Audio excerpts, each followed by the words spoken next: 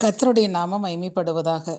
கர்த்தருக்குள் பிரியமானவர்களே, இந்த நாளிலும் எரேமியா 16ஆம் அதிகாரம் 21ஆம் வசனத்தில், என் கரத்தையும் பலத்தையுமே அவர்களுக்கு தெரிய பண்ணுவேன் என்ற வேத வசனத்தின்படி தேவ கரம் என்ன செய்யும் என்று நாம் தியானிக்க போகிறோம்.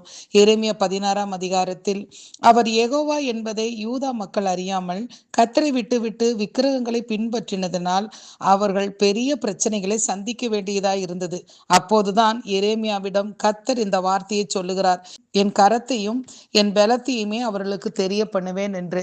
இதன் அடிப்படையில் தேவ கரம் என்ன செய்கிறது என்ற வசனத்தின்படி நாம் பார்த்தோமானால், முதலாவது 2 நாளாகமும் 30ஆம் அதிகாரம் 12 தேவ பிள்ளைகளை ஒருமனப்படுத்தும் என்று சொல்லி பார்க்கிறோம்.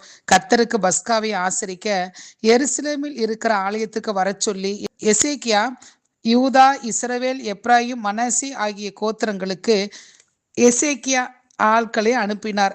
ஆனால் ஆசாரியர்கள் போதுமான பேர் தங்களை பரிசுத்தம் பண்ணாமல் ஜனங்கள் கூடி வராமல் இருந்தபடியால் அவர்கள் திட்டமிட்ட காலத்தில் பஸ்காவை ஆசரிக்க முடியவில்லை.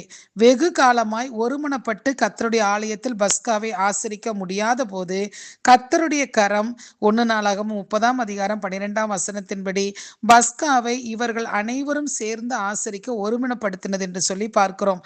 இரண்டாவதாக எஸ்ரா 8ஆம் அதிகாரம் 22ஆம் வசனத்தில், எஸ்ரா தேவனை நம்பினதினால் வழியிலே சத்ருவின் கைக்கு விலக்குவதற்கு ராஜாவினிடத்தில் உதவி கேட்க வெட்கப்பட்டு தேவனுடைய கரத்தை நோக்கி பார்த்து தேவனையே நம்பி இருந்ததால் தேவனுடைய கரம் தம்மை தேடுகிறவர்களுக்கு நன்மைக்கு ஏதுவாக இருக்கிறது என்று அவன் விசுவாசித்து அறிக்கை செய்கிறான்.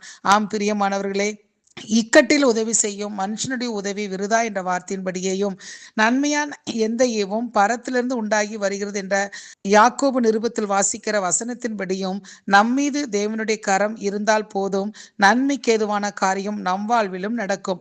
மூன்றாவதாக எஸ்ரா 8:31 தேவனுடைய கரம் தப்புவிக்கும் என்று பார்க்கிறோம். எருசலேமுக்கு போக அவர்கள் புறப்பட்ட போது வழியிலே சத்ருவின் கைக்கும் பதிவிருக்கிறவர்களின் கைக்கும் தேவனுடைய கரம் தப்புவித்தது என்று எஸ்ரா குறிப்பிடுகிறார். ஆம் பிரியமானவர்களே, முதலாவதாக நம்மை பிதாவாகிய தேவனோடும் குமாரனாகிய கிறிஸ்துவோடும் ஆவியானவரோடும் தேவனுடைய கரம் ஒருமனப்படுத்தும் என்று சொல்லி பார்க்கிறோம். இரண்டாவதாக ஆவிக்குரிய உன்னதமான ஆசீர்வாதத்தினாலும் பூமிக்குரிய நன்மையினாலும் தேவனுடைய கரம் நம்மோடு இருந்தால் நம்மை நடத்தும் என்று சொல்லி பார்க்கிறோம். மூன்றாவதாக பரலோக பயணத்தில் நமக்கு எதிராக சத்துருவினுடைய கைக்கும் அவன் மறைவாய் வைக்கிற கண்ணிகளுக்கும் தேவ கரம் நம்மோடு இருந்து நம்மை தப்புவிக்கும் என்று சொல்லி பார்க்கிறோம். அப்படிப்பட்ட தேவ கரத்தை நம் வாழ்வில் செயல்பட ஜெபிப்போம். கர்த்தர் நம்மை ஆசீர்வதிப்பார். ஆமென்.